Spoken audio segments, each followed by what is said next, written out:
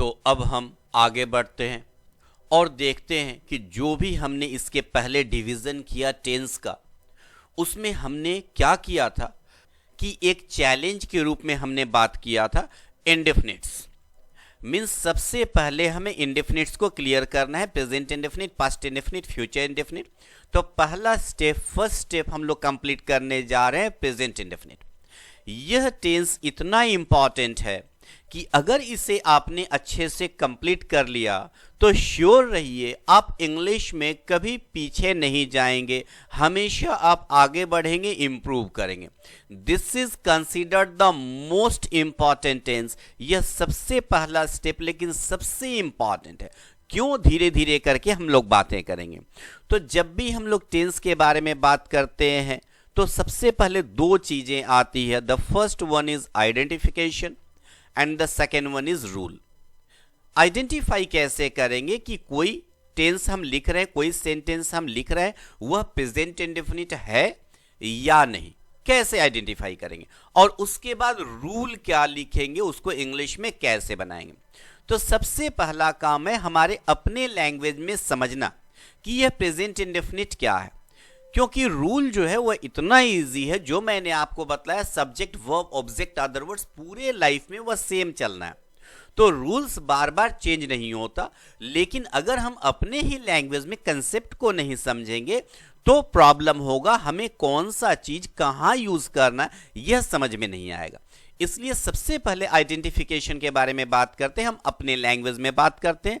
और अपने लैंग्वेज में अगर हम हिंदी में बात करें तो लास्ट में जो भी सेंटेंस खत्म होगा वहां पर ता है, ते है, ती है रहेगा, तो हम बोलेंगे प्रेजेंट इंडेफिनिट है। लास्ट में ता है, ते है, ती है रहेगा।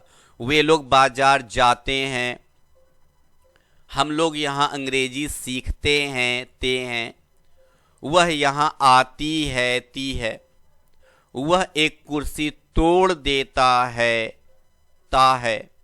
वह सुबह में उठता है, ता है। तो इस तरीके से लास्ट में खत्म होगा ता है, ते है, ती है, तो हम बोलेंगे कि यह प्रेजेंट इंडेफिनिट है। लेकिन अगर हम केवल अपने लैंग्वेज के हिसाब से समझेंगे तो मिस्टेक से अपने आप को बचा नहीं सकते, और हर वक्त रटना पड़ेगा और दिमाग में रखना पड़ेगा कि भाई आइडेंटिफिकेशन क्या है। तो मेन कंसेप्ट हमें समझना है इंग्लिश में कि आइडेंटिफिकेशन क्या है, कैसे पहचानेंगे। तो मेन हमें ध्यान में रखना है कि प्रेजेंट इंडेफिनिट का यूज हम कहां कर सकते हैं, तो वह है डेली रूटीन और हैबिट। मीन्स हर घंटे, हर दिन, हर सप्ताह, हर महीना जो करने की आदत है, जो होता है, जो हम करते हैं, वह प्रेजेंट इंडेफिनिट होगा। मीन्स प्रेजेंट इंडेफिनिट को जान करके हम किसी का भी डेली रूटीन लिखना और बोलना स्टार्ट कर सकते हैं। अब समझिए कि हमें डेली रूटीन रोज जो हम करते हैं वह हमें लिखना बोलना आता नहीं है, और हम बड़े बड़े पैराग्राफ को रटने के लिए चले जाते यह सोच करके कि काश हमारी इंग्लिश अच्छी हो जाए। तो ऐसा नहीं होता, पहले छोटी छोटी चीजों को हमें समझना पड़ेगा, क्योंकि पैराग्राफ रट करके हम इंग्लिश को अच्छा नहीं कर सकते। तो सबसे पहले यह हमें जानना होगा कि रोज जो हम यूज करते हैं, रोजमर्रा की जिंदगी में जो भी चीजें हम करते हैं उसको हम इंग्लिश में कैसे कन्वर्ट करेंगे। तो प्रेजेंट इंडेफिनिट की जब बात करते हैं तो हम डेली रूटीन या हैबिट की बात करते हैं, और इससे हम किसी का भी डेली रूटीन लिख सकते हैं, बोल सकते हैं। जैसे आपको अपना डेली रूटीन बोलना है तो सुबह में मैं इतने बजे उठता हूं, उसके बाद मैं अपने दांतों को ब्रश करता हूं, उसके बाद मैं एक कप चाय पीता हूं। दिन भर सुबह से लेकर के शाम तक आप बोलिए, वह प्रेजेंट इंडेफिनिट। किसी का भी daily routine of my friend, daily routine of my father, daily routine of my mother, daily routine of my sister, किसी का भी डेली रूटीन आप लिखना और बोलना स्टार्ट करेंगे तो आपको अच्छे से समझना है कि हाँ भाई डेली रूटीन हम प्रेजेंट इंडेफिनिट का यूज करके बोल सकते हैं, लिख सकते हैं, और आपको 100% कमांड करना है।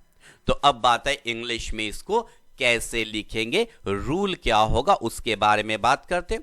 तो कॉमन स्ट्रक्चर जो हमने देखा था हर वक्त वही होगा, सब्जेक्ट सबसे पहले करेंगे। मेन वर्ब में यहां ध्यान रखना होगा MV1 प्लस S और ES। यह MV1 प्लस एस और ES क्या है, थोड़ी देर बाद बात करेंगे। मेन वर्ब में ध्यान रखना है हमें कि मेन वर्ब का फर्स्ट फॉर्म देंगे या उसके साथ SEIS को यूज करेंगे, और उसके बाद ऑब्जेक्ट का यूज करेंगे, और लास्ट में अदर वर्ड्स का यूज करेंगे। क्योंकि सब्जेक्ट ऑब्जेक्ट अदर वर्ड्स पहले मैंने बोला यह पूरे लाइफ में सेम होगा, एक बार आपने सीख लिया वह कभी चेंज नहीं होगा। केवल हमें वर्ब को अच्छे से ध्यान में रखना पड़ता है कि वर्ब का यूज कैसे करना है। तो प्रेजेंट इंडेफिनिट में हमें क्या करना है, MV1 या कभी S या ES का उसके साथ यूज करना है। तो यह S या ES क्या है उसके बारे में पहले बात कर लेते हैं। जैसे गो और ES लग गया गोज, रन उसके साथ S लग गया रन्स, प्ले उसके साथ S लग गया प्लेज। मींस मेन वर्ब का जो मेन फॉर्म है, जो बेस फॉर्म है, वह रख सकते हैं या उसके साथ कभी कभी S या ES का यूज कर सकते हैं। अब कहां S या ES का यूज करेंगे, कहां नहीं यूज करेंगे, थोड़ी देर बाद बात करेंगे।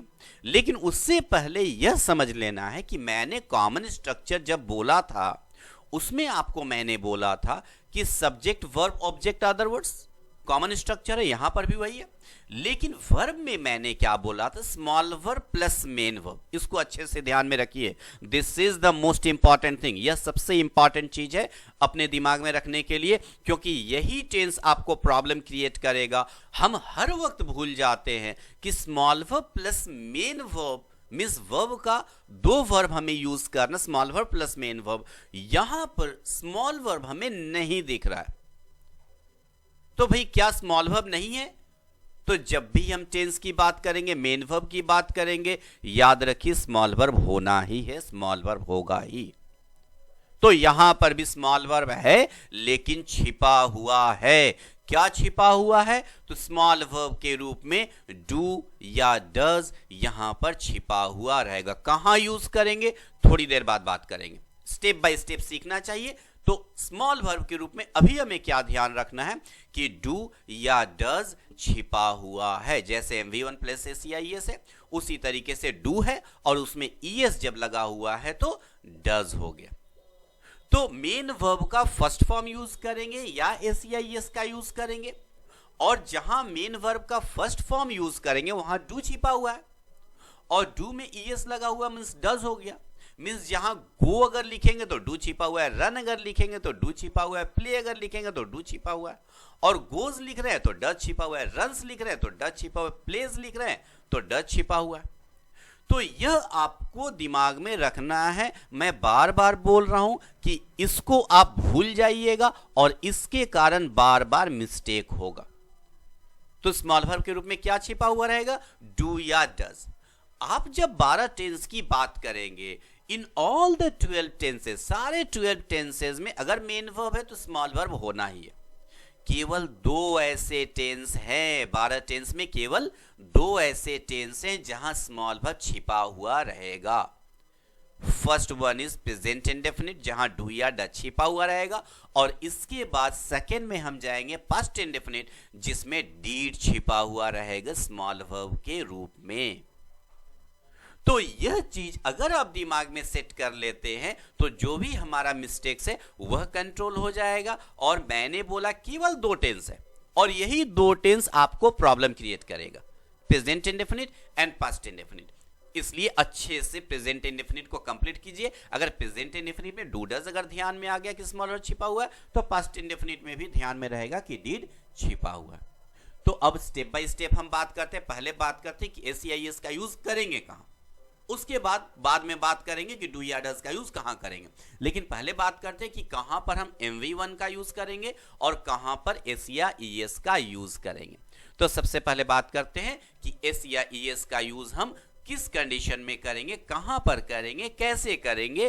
तो मैं केवल एक लाइन में लिख रहा हूं, बस एक लाइन आपको ध्यान में रखना है। क्या लाइन है, only with third person singular number, only with third person singular number, केवल थर्ड पर्सन सिंगुलर नंबर के साथ S या ES का यूज करेंगे प्रेजेंट इंडेफिनिट में।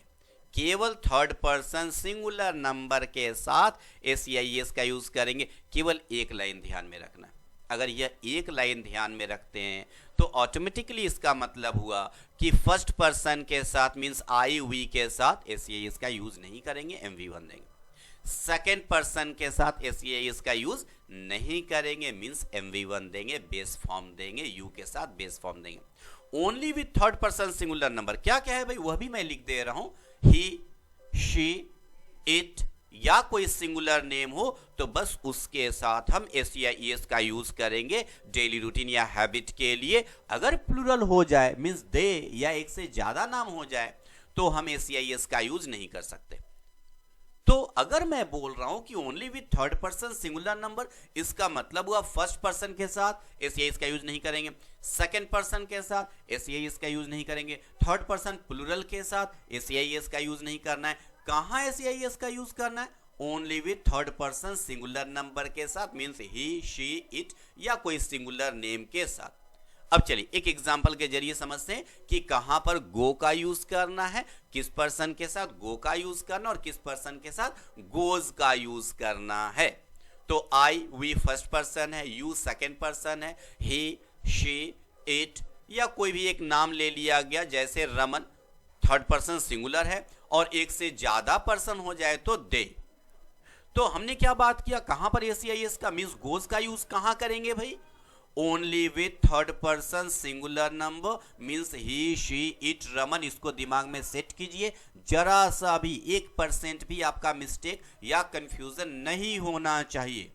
तो मैं जाता हूं, मैं जाती हूं, क्या हो जाएगा, आई गो। हम लोग जाते हैं, गो या गोज क्या करेंगे, यस फर्स्ट पर्सन है तो गो करेंगे, हम लोग जाते हैं, वी गो। तुम जाते हो, तुम जाती हो, यू के साथ एस या ईएस का यूज नहीं कर सकते, यू गो।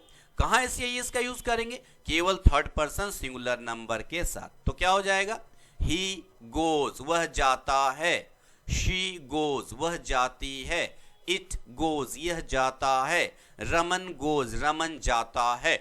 केवल थर्ड पर्सन सिंगुलर नंबर के साथ एस या ईएस का यूज करना है। मैं बार बार इस चीज को बोल रहा हूं, इसको दिमाग में सेट कीजिए।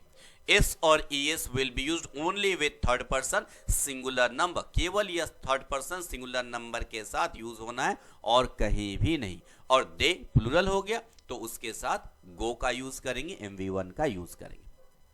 तो अब हम लोग देखते हैं कि आपको कितना समझ में आया। तो कुछ ट्रांसलेशंस के जरिए हम लोग समझने की कोशिश करते हैं कि कहां पर एस या ईएस का यूज करेंगे, कहां नहीं करेंगे, ट्रांसलेशन कैसे बनाएंगे। वह एक पतंग उड़ाता है, वह एक पतंग उड़ाता है। सबसे पहले सब्जेक्ट हो गया वह और लास्ट में उड़ाता है वर्ब। अब सवाल करेंगे क्या उड़ाता है, एक पतंग ऑब्जेक्ट हो गया।